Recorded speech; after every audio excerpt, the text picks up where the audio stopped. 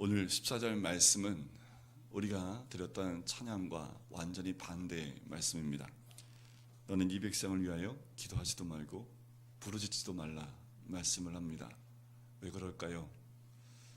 너는 내게 부르짖으라 내가 내게 응답하겠고 비밀한 모든 것을 내게 알려주겠다. 우리 주님이 예레미야 33장 3절 말씀에 하셨던 그 말씀, 우리가 기억하고 또한 암송하는 말씀 가운데 하나가 너는 내게 부르짖으라 내가 나를 향하여 내 입을 크게 벌리라 내가 내게 알려주고 또한 채워주겠다 말씀하신 그 약속의 말씀 우리가 기억을 합니다. 그런데 오늘 본문의 말씀은 너는 기도하지 말라 내게 부르짖지 말라 말씀하십니다. 이 똑같은 말씀이 7장에 가면 7장에 또 한 번 반복해서 하신 말씀입니다. 7장 16절에도 보면 너는 이 백성을 위하여 기도하지 말라 그들을 위하여 부르짖어 구하지 말라 내게 간구하지 말라 내가 내게서 듣지 아니하리라. 14절 말씀을 읽을 땐 그냥 읽으시면 안 됩니다. 하나님 마음이 어떠시겠냐는 거죠. 오죽하면 하나님이 너 내게 기도하지 말라라고까지 하셨을까요? 우리 주님이 가장 원하시는 게 뭘까요? 기도지요. 기도는 우리 하나님과의 대화입니다. 어느 아버지가 자녀가 이야기하고 대화하자고 하는데 너 내게 나하고 얘기하지 마. 나 너하고 얘기하고 싶지 않아. 라고 말할 아버지가 어디 있습니까? 자녀가 그 부모를 찾아서 부모와 이야기하고 싶어 하는데 어떤 부모가 그 자식과 이야기하고 싶지 않다라고 고개를 돌릴 부모가 어디 있습니까? 그럼에도 불구하고 우리 하나님은 이야기하지 않겠다라고 이야기합니다. 너 내게 기도하지 말라라고 얘기합니다. 내게 간구하지도 말고 부르짖지도 말라라고 얘기합니다. 어떤 마음일까요? 진짜 하나님 원하시는 마음이 어떤 마음이겠습니까? 진짜 말하지 말라는 걸까요? 우리 하나님 마음이 썩어지는 거지요. 그 마음이 무너진 거지요. 더 이상 우리 하나님 마음이 돌이킬 수 없을 만큼 괴롭고 너무나 아픈 거지요. 그 아픔에 너 내게 기도하지 마.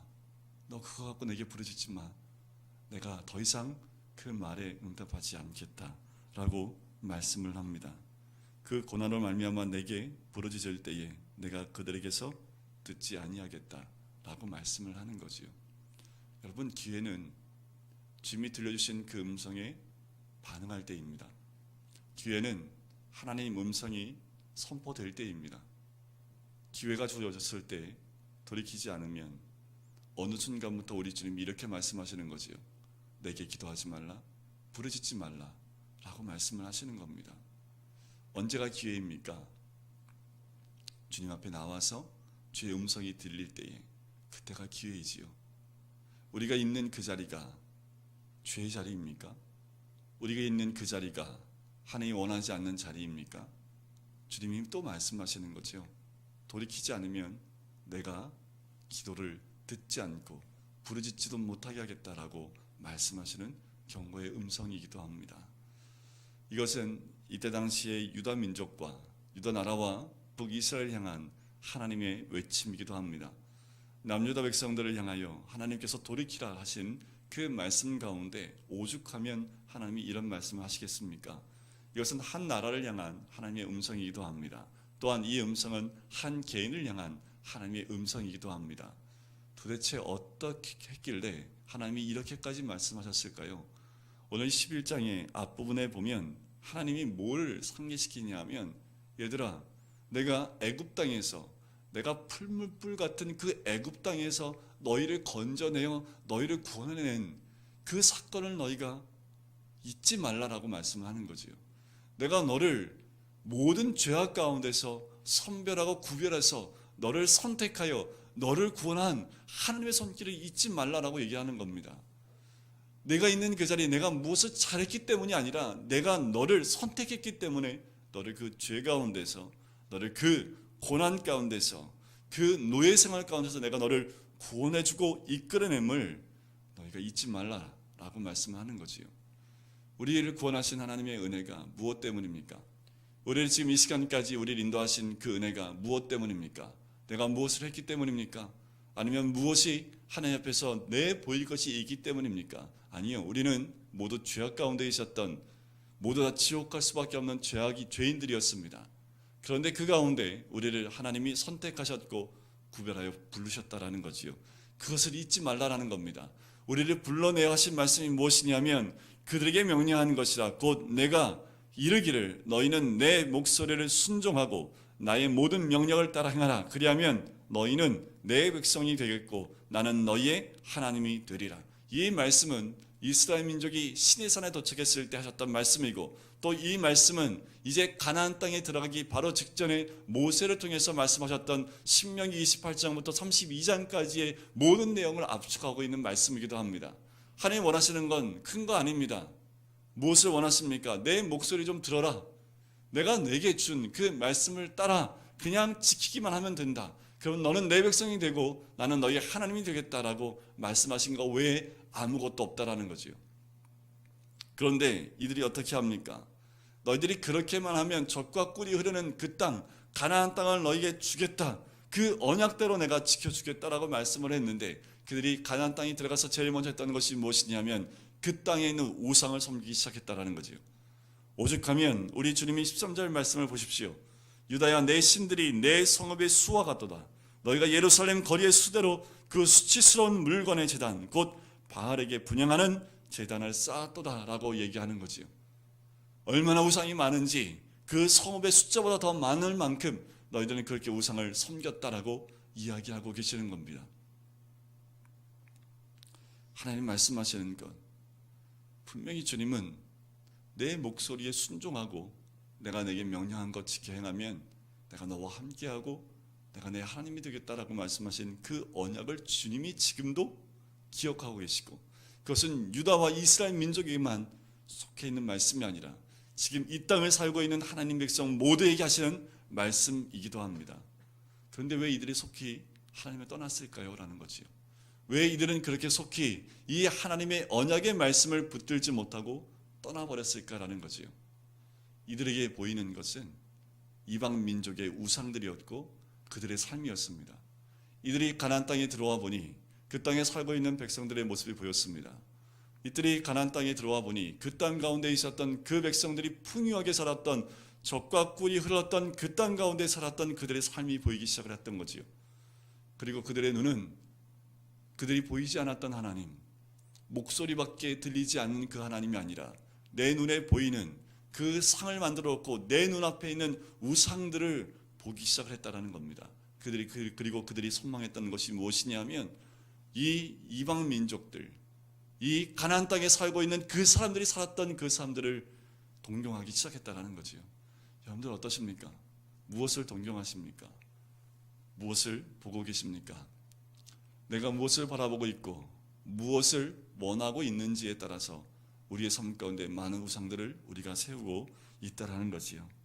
주님이 오죽하면 이스라엘 민족을 향해서 예레미야를 보내서 그 말씀을 선포하시겠습니까? 주님이 돌이키길 원하시는 거지요.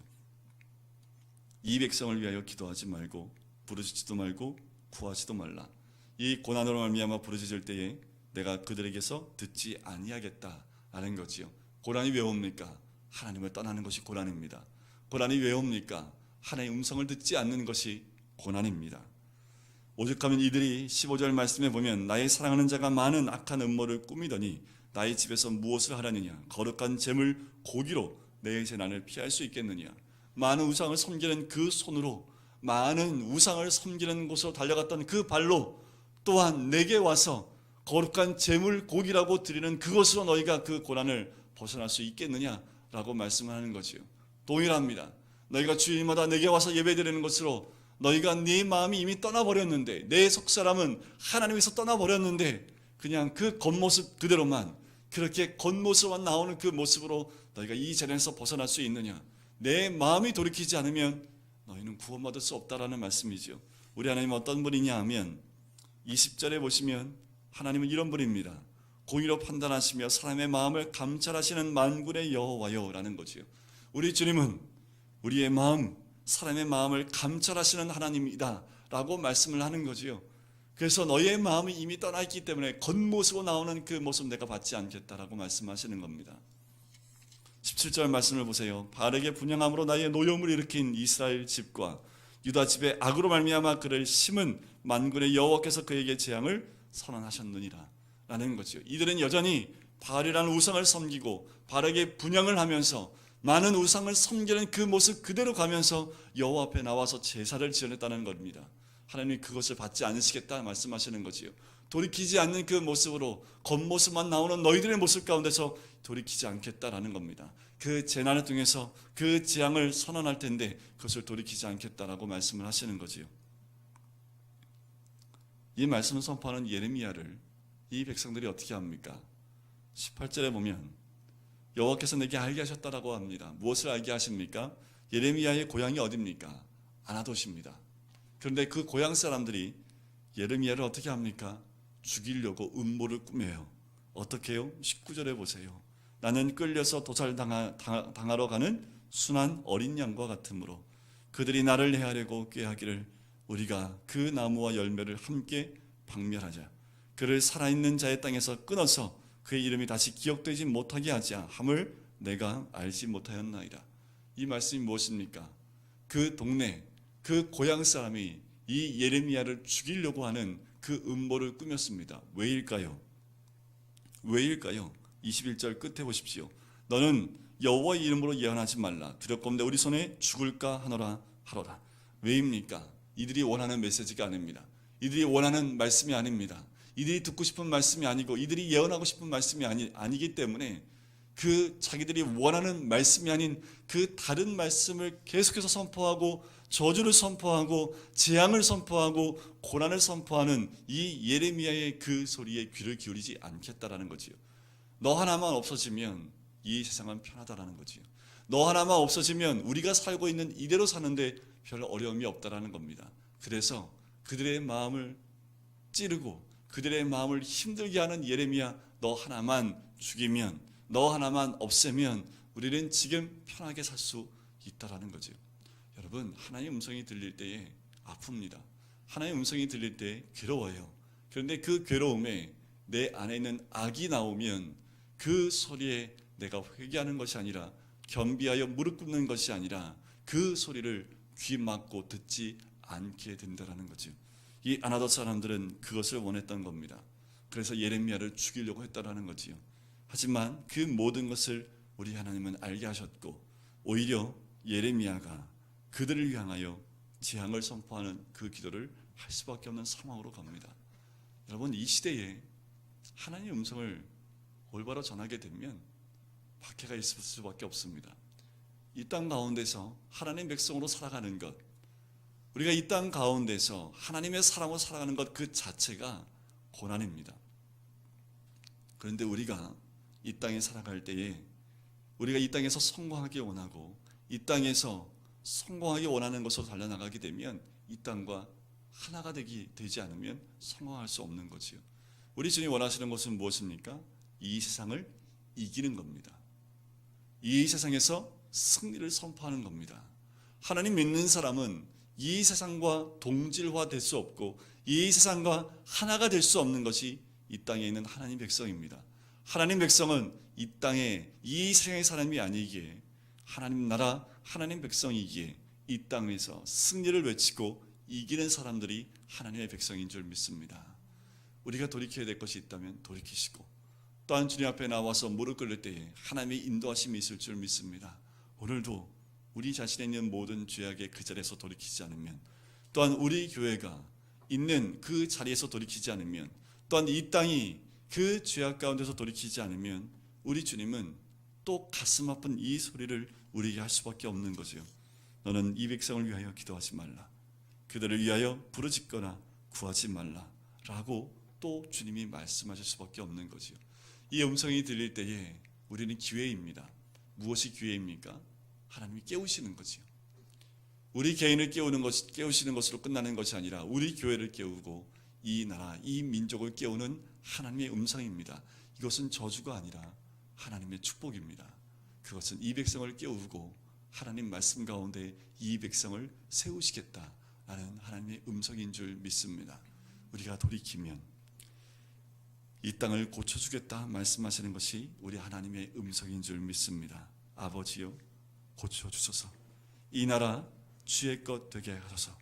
주 하나님 간절히 기도하오니 상한 이 땅 새롭게 하옵소서. 우리 이 후렴 부분만 같이 다시 한번 찬양 드리시고 우리 같이 한 목소리로 기도하는 시간을 갖도록 하겠습니다.